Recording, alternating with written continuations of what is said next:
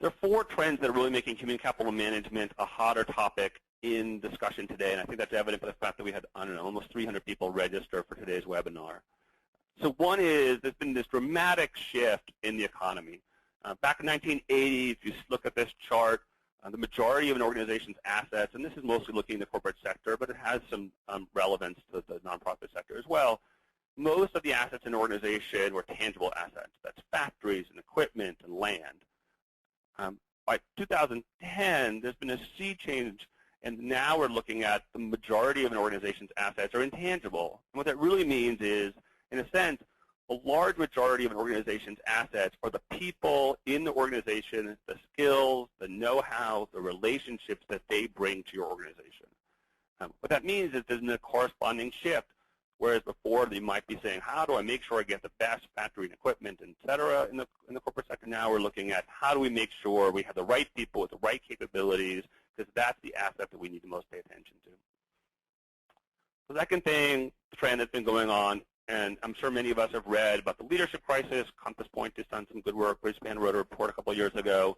This is bringing increased emphasis on trying to understand what are the practices within an organization that we can build that will allow that organization to build the leadership team and the capabilities it needs. Third is a real shift towards accountability and outcomes in the nonprofit sector. So with that comes a corresponding shift in many cases in how we want to manage people. We want to manage them to be accountable. We want to manage them to outcomes. And we don't necessarily have all the processes in place to do that. And so human capital management offers a solution to some of the problems that come with that shift.